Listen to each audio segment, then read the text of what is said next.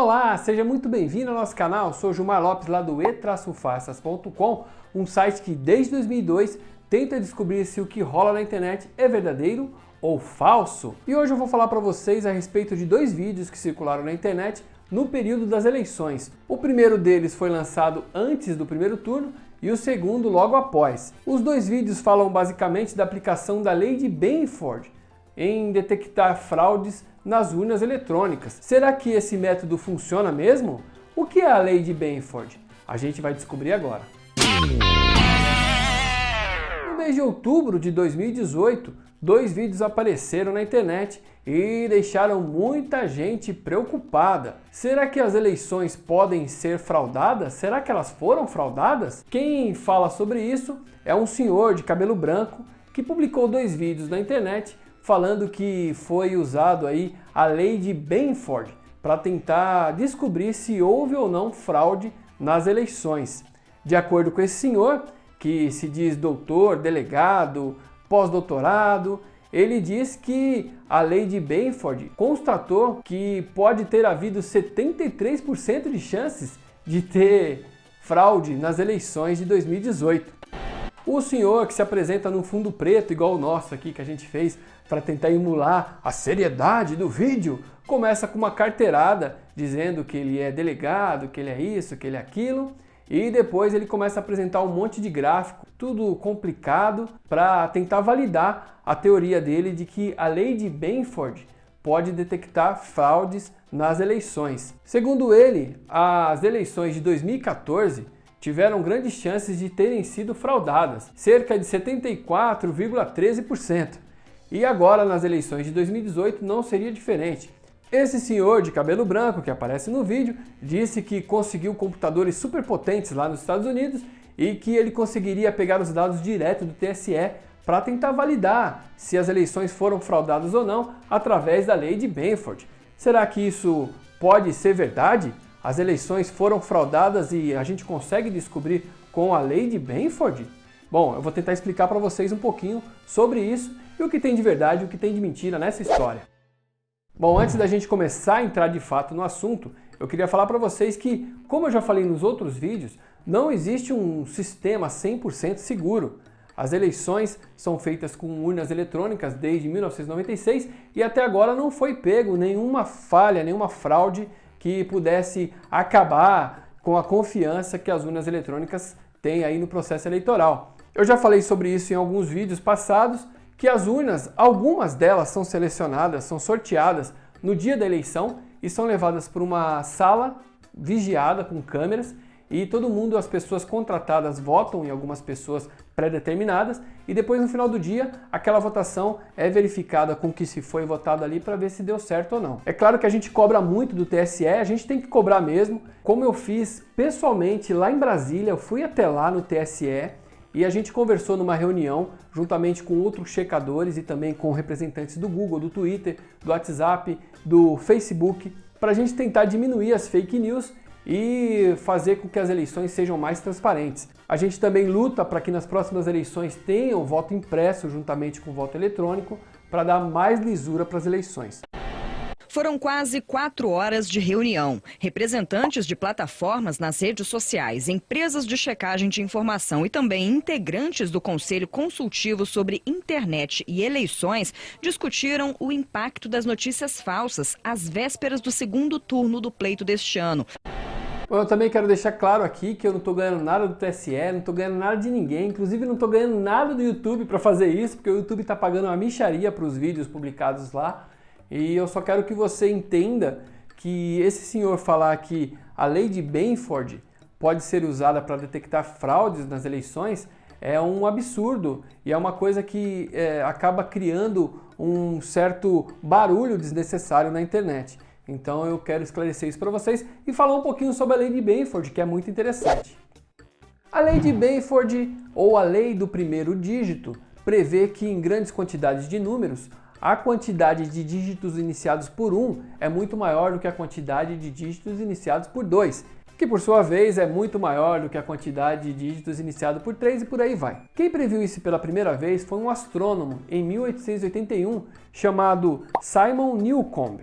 Newcomb percebeu que os livros de logaritmos tinham as suas primeiras páginas mais gastas do que as demais. E como o logaritmo era uma forma de fazer multiplicação com grandes números, já que naquela época não existia calculadora, esses livros eram bastante usados. E ele percebeu que os números começados por 1 eram muito mais usados do que os que começavam com 2, com 3. Esse fenômeno foi deixado de lado até 1938, quando um outro maluco lá chamado Frank Bainford resolveu pegar de novo essa teoria e verificar se ela era aplicada mesmo para tudo.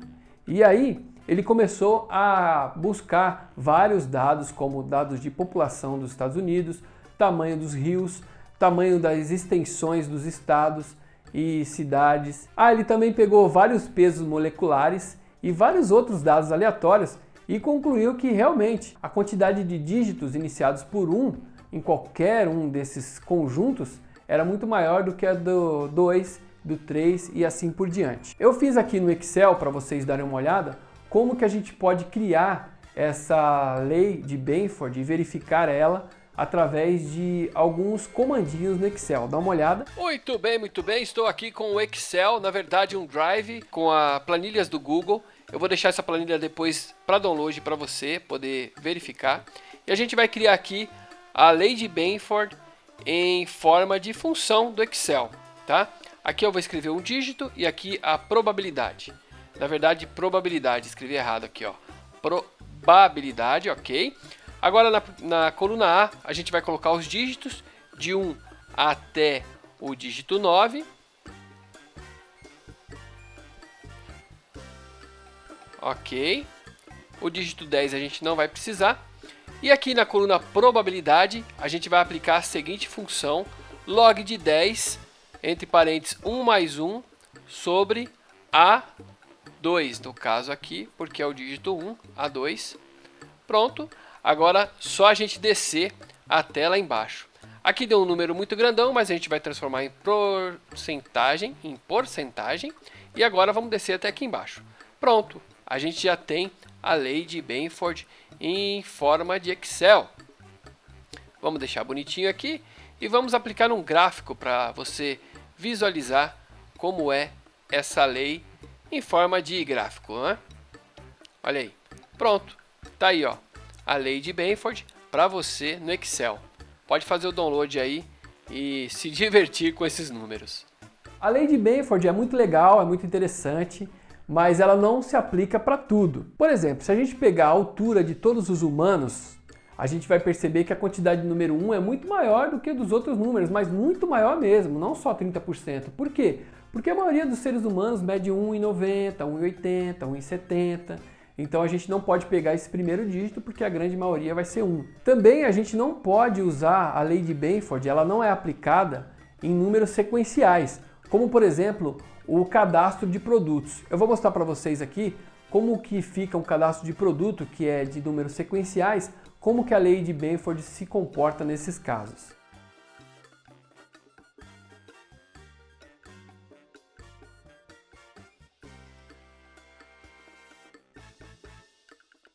Bom, também a gente não pode usar a lei de Bainford para tentar ver os números de celulares do Brasil, porque quase todos começam com o número 9, né? Então se a gente pegar os números de celulares do Brasil e colocar em um gráfico, a gente vai ver que a maioria vai começar com o número 9 e o gráfico vai ficar bem maior no 9 do que no 1. Eu fiz um outro teste para vocês darem uma olhada, mostrando todos os números da Mega Sena que saíram, que foram sorteados até agora, e apliquei a lei de Bainford neles. A gente vai ver que ele também não vai funcionar nesse caso. Por quê? Porque a gente tem um número mínimo e um número máximo que pode ser sorteado na Mega Sena. E nesses casos, a lei de Bainford não pode ser aplicada. Também a gente não consegue aplicar a lei de Bainford em preços, por exemplo. Em outras situações que a lei de Bainford não funciona, é quando ela envolve o pensamento humano. Como, por exemplo, em quem eu vou votar? Eu vou votar nesse cara, eu vou votar naquele. Eu vou votar em cicrano, eu vou votar em fulano, cicrano. Essa decisão é uma decisão humana, do pensamento humano. Porque a lei de Bainford ela é bem aplicada em números aleatórios, em grandes números, por exemplo, na natureza, e não alguma coisa fabricada pelo homem. Como eu já falei para vocês quase agora, A lei de Benford não se aplica quando há um número máximo ou um número mínimo pré-determinado. Como a lei eleitoral determinou que em cada sessão eleitoral a gente só pode ter no máximo 500 pessoas, fica muito difícil de se aplicar a lei de Benford nesses casos.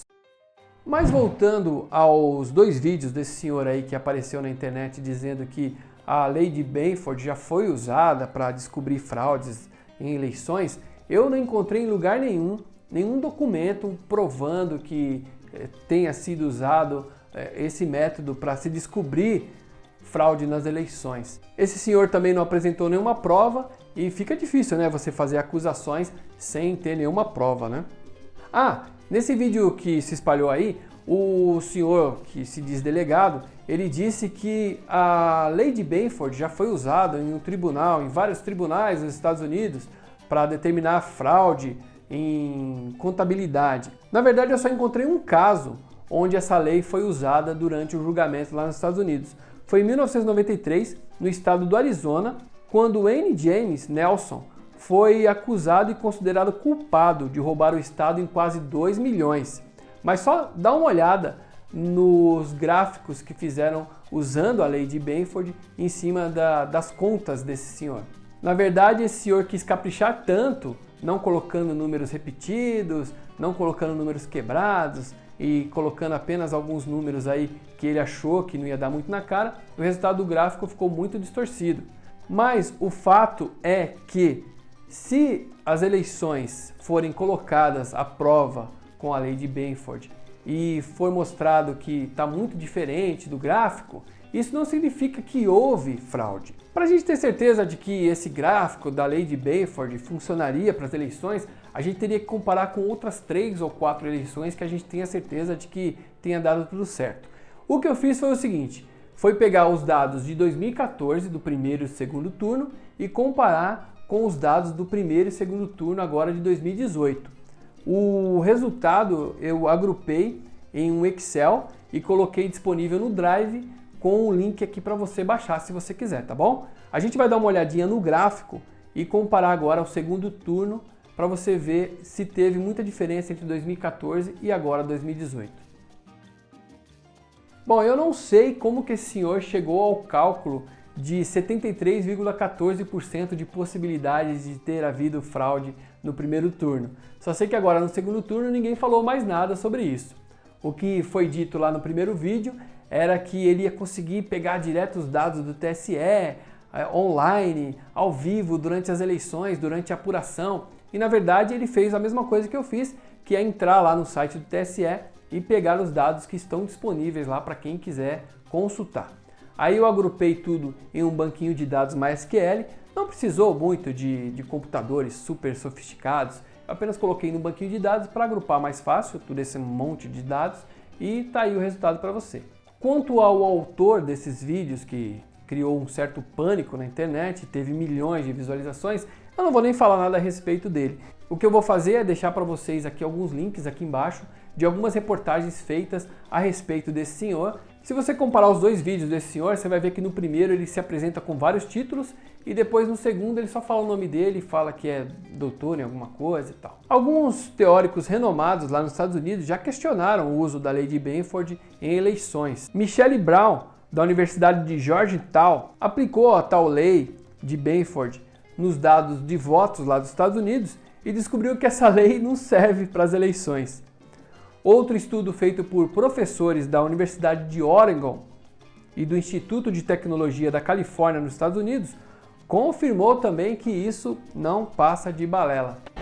Então eu queria apenas resumir para vocês que essa história de usar a lei de Benford para criar um pânico aí dizendo que as eleições foram fraudadas é uma fake news e você pode ver que o vídeo tem todas as características aí de um fake news. Um senhor aparece dando uma carteirada mostrando vários títulos com um fundo escuro igual esse aqui para vocês e uma musiquinha de suspense e apresenta alguns dados lá bem complicados e uma teoria que pouca gente ouviu falar para tentar ganhar ali, conquistar a confiança do espectador, né? E no final ele mostra lá um gráfico super complexo e não dá muitas informações e nem apresenta nenhum documento para provar aquilo que ele está falando.